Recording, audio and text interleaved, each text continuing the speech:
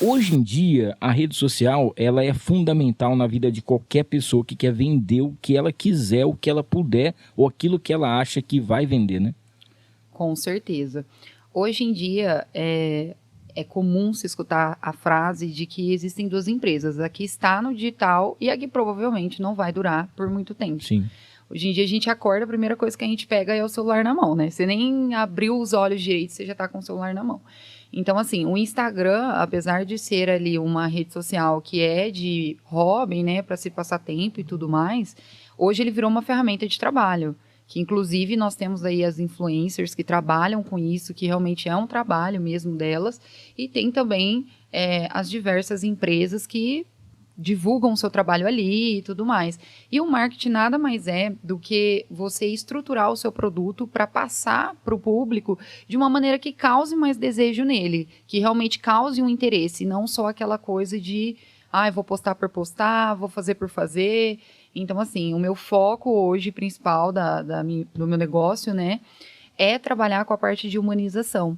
Então, essa parte de humanização, ela falta muito, porque como eu acho que assim, principalmente pós-pandemia, todo mundo, as empresas, as lojas que não tinham essa preparação para tal evento, né, mundial, elas viram a necessidade disso quando a pandemia veio.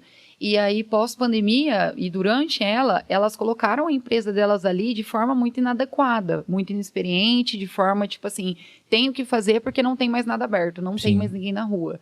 Então, preciso vender. E aí veio as agências, veio, né, o marketing aí para poder ajudar toda essa estruturação, tanto a estruturação do perfil, quanto a matização da marca também, né, em todos os meios. Eu lembro que quando eu fiz publicidade e propaganda e depois eu fiz jornalismo, né? Na época não tinha rede social, não tinha nada, nem Orkut na época tinha, né?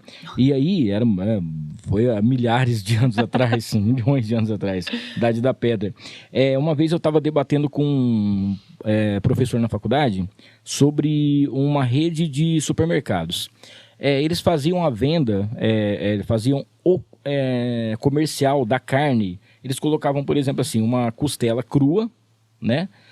Com um alecrim, com um negocinho, com um temperinho assim na frente, e falava assim, costela tal, 35 e tanto quilo, né? Beleza. E aí uma outra rede, que é bem menor, colocava a costela pronta, né? E a costela pronta já com tempero e tudo mais. Ou seja, a hora que você vê, a primeira coisa que você vê, você come com os olhos. O que é melhor? Você pegar já aquele prato apetitoso que você olha e já te dá água na boca, ou ao contrário, né? E hoje eu vejo isso em relação ao Instagram. Porque quando o Instagram lançou, muita gente achou que era uma plataforma que ia chegar e que era só para colocar umas fotos e que era para mostrar o dia a dia da pessoa. Lembro que não tinha vídeos na época, era só fotos mesmo, né? Tinha aquela briga, não é briga, né? O pessoal não queria migrar do Facebook para o Instagram. Não queria. As pessoas permaneciam no Facebook e permaneceram por muito tempo, né?